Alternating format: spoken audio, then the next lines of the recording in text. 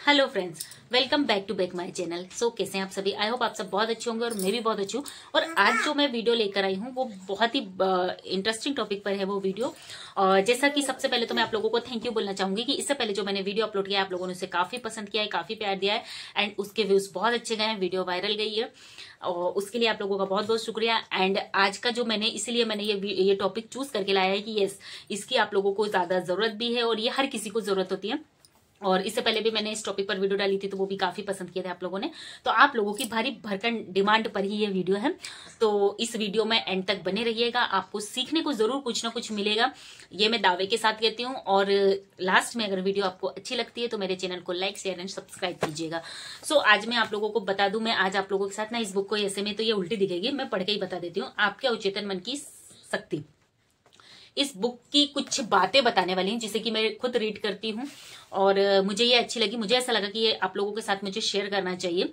आपके अवचेतन मन की शक्ति। पहले तो अवचेतन और चेतन क्या होता है। अवचेतन और चेतन मन, एक्चुअली ये मन के ही 2 पार्ट्स है।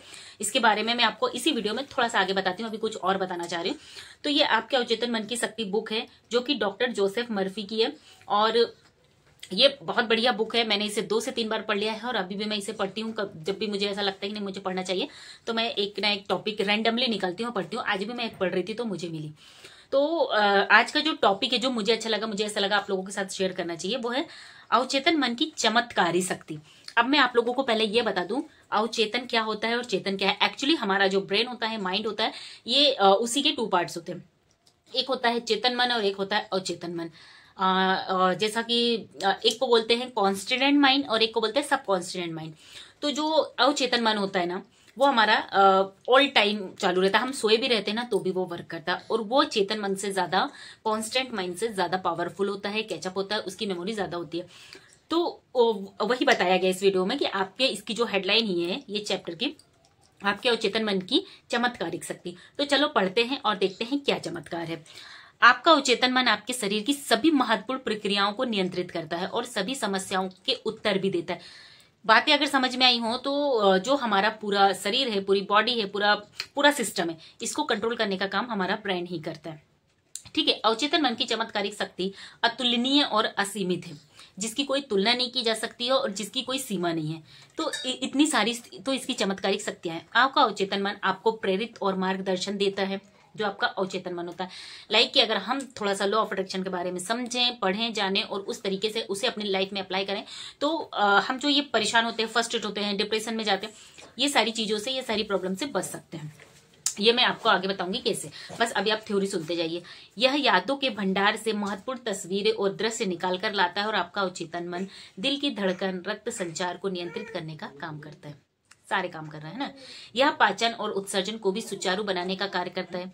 आपके भोजन को ऊतक, मांसपेशियों, हड्डियों और खून में रूपांतरित करने का काम भी बखूबी करता है। ये प्रक्रियाएं किसी समझदार व्यक्ति की समझ से भी परे हो सकती हैं, बट ये करता है। अवचेतन मन मनुष्य के शरीर की सभी अनिवार्य प्रक्रिया और कार्य को नियंत्रित करता है, क्योंकि अवचेतन मन को सभी समस्याओं के उत्तर मालूम है। ओवरऑल जो ये इतनी थ्योरी बताने का मतलब था, मकसद था, वो यही था कि जो हमारा सब कॉन्स्टेंट माइंड होता है ये बहुत ज्यादा पावरफुल होता है। हमारी बॉडी को, हमारे ब्रेन को, एक्चुअल में वो ब्रेन ही है, वो ब्रेन ही है जो कि कंट्रोल करता है। बस हमें एक साथ थ्योरी में उन्होंने समझा दिया, मैं आपको सिंपल भाषा में बताती हूँ। आपका अवचेतन मन, ये लाइन थोड़ा सा नोटिस करने की, जो आपका अवचेतन मन है ये कभी सोता नहीं है, ना ही कभी आराम करता है, यह हमेशा गतिशील रहता है।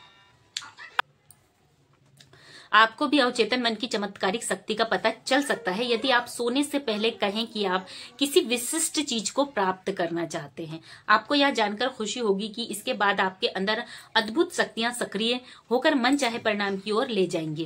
कहने का मतलब है, मैं आपको सिंपल लैंग्वेज में बताती हूँ कि अगर आप भी अवचेतन मन की शक्तियों को समझना चाहते हैं, इसके चमत्कार देखना चाहते हैं, तो बस कुछ नहीं, आपको जो चीज चाहिए, जो भी चीज चाहिए, जब आप सोने जाते हैं, जनरली जब हम सोने जाते हैं ना, तो हम जब बेड पर लेटते हैं तो हम दिन भर की खिचपिच बातों को माइंड में रिवाइंड करते हैं। हमें ये नहीं करना है। एक्चुअल में हमें जो बीत गया सो बीत गया, हमें आगे क्या चाहिए, हमें उस चीज को याद करना है। हमारे पास है नहीं है, एक्चुअल में हमारे पास रहने का घर भी नहीं और फटे भी कपड़े हैं, लेकिन अगर अच्छे चाहिए ना तो हमें अच्छे के बारे में यहाँ से सोचना पड़ेगा। और मैं बोल रही हूँ विजुअलाइजेशन चीजें होती है, मैं डिटेल में वीडियो भी लेकर आऊंगी इन पर।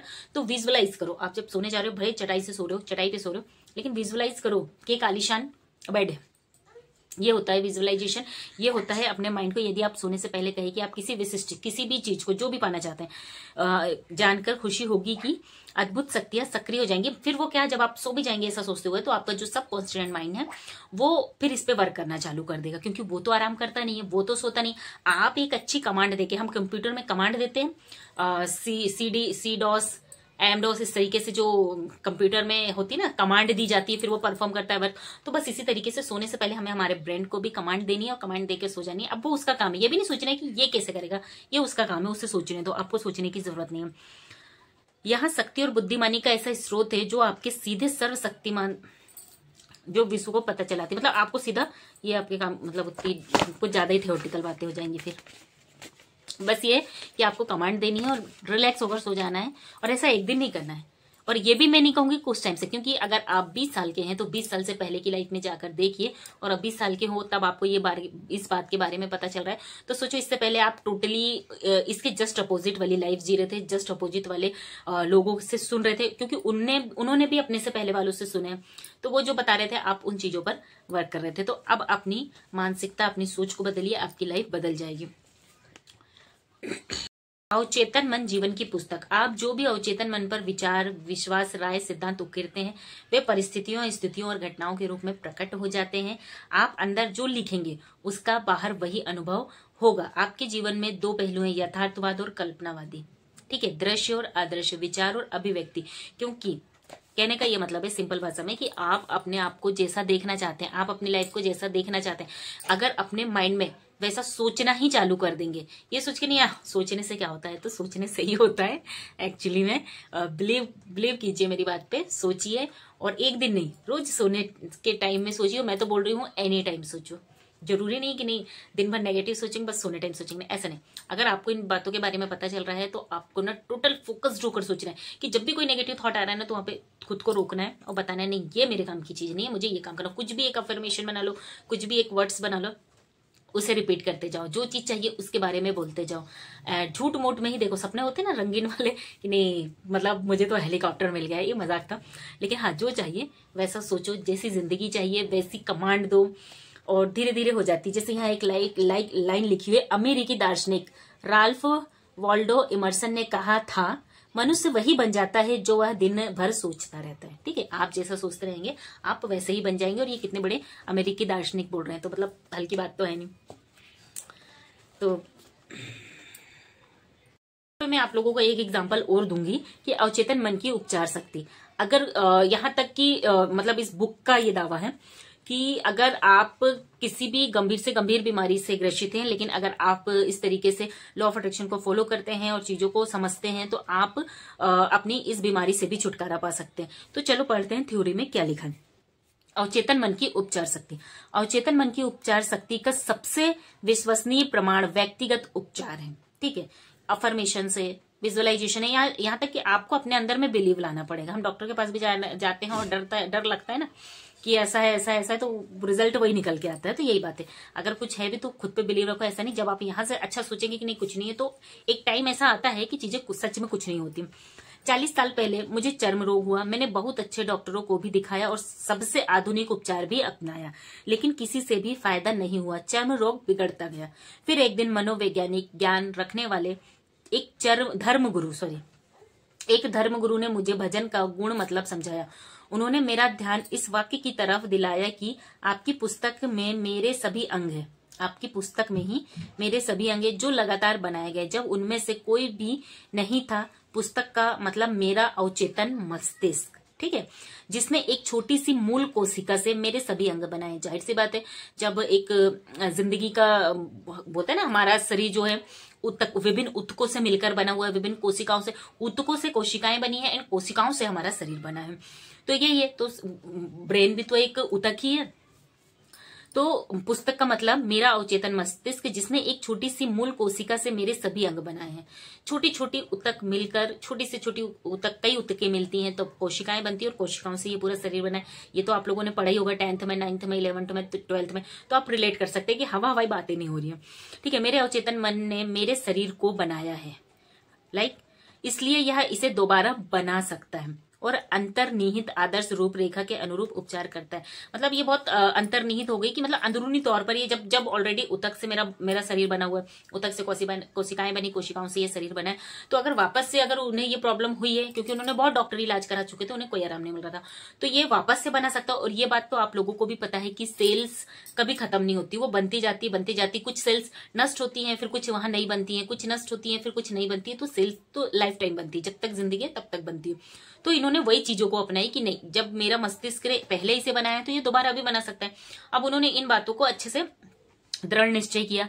इस धर्मगुरु ने अपनी घड़ी की तरफ इशारा किया। उन्होंने कहा कि इस घड़ी को देख रहे हो, इसे कभी किसी ने बनाया था, लेकिन इसके मूर्त रूप में आने से पहले घड़ी बनाने वाले के दिमाग में इसका स्पष्ट रूप था। जाहिर सी बात है, घड़ी गोल होती है, घड़ी चौकोर होती है, घड़ी में 12 अंक होते हैं और जनरली एक दिन में 24 घंटे होते हैं, लेकिन किसी न किसी के दिमाग में पहले ये फॉर्मेट अपने आप बना था, फॉर्मेट बना, उसके बाद तो इम्प्लीमेंट हुआ। तो हम आज देख सकते हैं कि घड़ी इस तरीके की है ना, इस बात को तो आप नहीं ना कर सकते। तो बस वही बातें इसमें कही गई है। तो इसके मूल विचार की मदद से घड़ी बनाने वाले को वह ज्ञान मिल जाएगा जिससे वह इसे सुधार सकता है। मैं समझ गया वो मुझे क्या बताना चाह रहे थे। आप समझे कि नहीं समझे, कमेंट करके जरूर बताइएगा। मेरे शरीर की रचना करने वाली अवचेतन बुद्धि घड़ी बनाने वाले की तरह है। ठीक है, यह इसमें समझा भी दी गई। यह ठीक ठीक जानती है कि मेरे शरीर की सभी महत्वपूर्ण क्रियाएं और प्रक्रियाओं का उपचार कैसे किया जाए, शरीर को दोबारा कैसे बनाया जाए और मार्गदर्शन कैसे दिया जाए। लेकिन सही तरीके से काम करवाने के लिए मुझे इसे स्वस्थ का आदर्श विचार देना होगा। आदर्श विचार के परिणाम स्वरूप ही उपचार होगा। मतलब कि अब तो मुझे समझ में आ गया कि घड़ी जिसने भी फर्स्ट टाइम बनाई होगी तो उसके माइंड में ये फॉर्मेट पहले आया होगा, फिर उन्हें घड़ी बनाया। तो बस मुझे भी क्या करना है ना कि अपने माइंड में ये फॉर्मेट देना है कि मुझे क्या चाहिए। मुझे एक स्वस्थ शरीर चाहिए और चर्म रोग फ्री चाहिए, तो मुझे उसका एक आदर्श ढांचा अपने दिमाग में देखना पड़ेगा।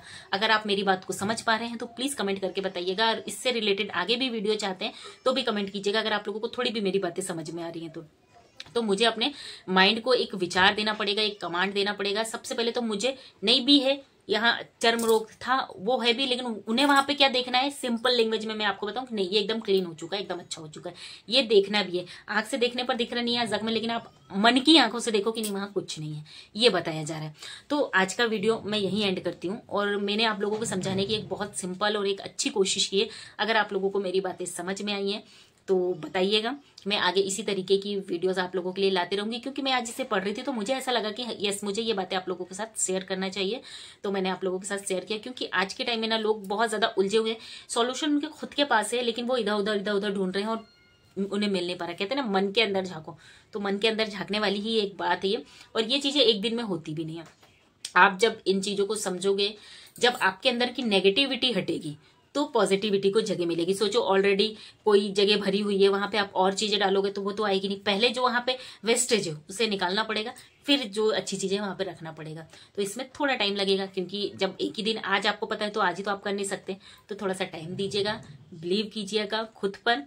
और वीडियोस तो होती ही है हेल्प करने के लिए। मेरी सिर्फ इतनी ही कोशिश है कि जब मैंने मेरी लाइफ को चेंज किया है और लाइफ चेंज हुई है, मुझे रिजल्ट दिख रहे हैं, तो क्यों ना मैं आप लोगों के साथ भी डिलीवर करूं और आप लोगों को भी फायदा हो इससे। बस आज का वीडियो मैं यहीं एंड करती हूँ, मिलते हैं नेक्स्ट वीडियो में। ओके बाय, अल्लाह हाफिज।